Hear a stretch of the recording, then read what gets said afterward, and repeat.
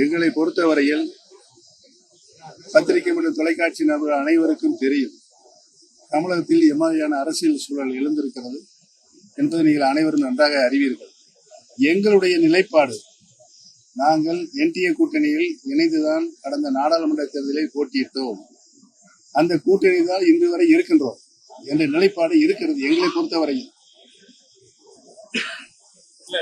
இரட்டை இலையை பொறுத்த வரைக்கும் நீங்க என்டிஏ கூட்டணி இருந்தாலும் அவங்க அதிமுக சார்பாக இருக்கக்கூடிய எதிர்கட்சி தலைவர்களுடைய அணி அவங்க இரட்டை இலை இருந்தவங்க. அப்ப நீங்க என்டிஏ கூட்டணிக்கு போகும்போது நீங்க தனிப்பட்ட முறையில சுயேட்சை சின்னத்துல அந்த எலெக்ஷன் நின்னீங்க.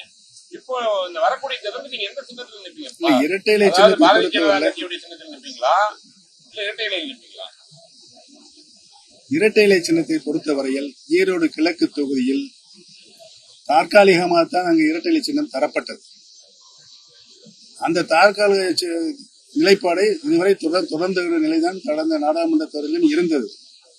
அதற்காக நான் என்னுடைய சுயேட்சை சின்னத்தில் நிற்க வேண்டிய நிலை ஏற்பட்டது. சுயேட்சை சின்னத்தில் தான் நான் நின்றேன்.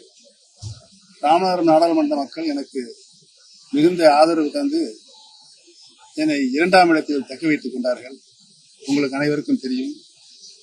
என்னை தோற்கடிப்பதற்கு அங்கு ஏற்பட்ட சூழ்ச்சி சூதெல்லாம் உங்களுக்கு தெரியும். 6 பன்னீர்செல்வத்தை அங்கே கொண்டு வந்து நிறுத்தினார்கள். இவையெல்லாமும் உங்களுக்கு தெரியும். இதையெல்லாம் மீறி ஒரு சாதாரண தொண்டன் சுயேட்சை நின்று பலாப்பழ சொன்னம் சுயேட்சை நின்று 3,42,000 ஓட்டுக்கு 33.5% பெற்றிருக்கு என்று சொன்னால், எங்களுடைய அனைத்து இந்திய அண்ணா திராவிட முன்னேற்ற கழகத்தினுடைய தொண்டர்களின் உரிமை மீட்கின்ற குழு எடுத்து வைத்திருக்கின்ற நியாயங்களுக்கு கிடைத்த ஒரு நல்ல தீர்ப்பாகத்தான் மக்களும் தொண்டர்களும் எங்களுக்கு அளித்த தீர்ப்பு. நீங்க பாஜக கூட்டணிக்கு வருவது அதிமுக விரும்பவில்லை என்றால் உங்க நிலைப்பாடு என்ன? பாஜக என்டிஏ கூட்டணியில் நீங்க தொடர்றது அதிமுக விரும்பலைன்னா உங்களோட நிலைப்பாடு என்ன? யார் விரும்புகிறார்கள் விரும்புகிறார்கள் கவலை இல்லை. எங்களுடைய நிலைப்பாடை இன்றைக்கு மாவட்ட கழக செயலாளர்கள் தலைமை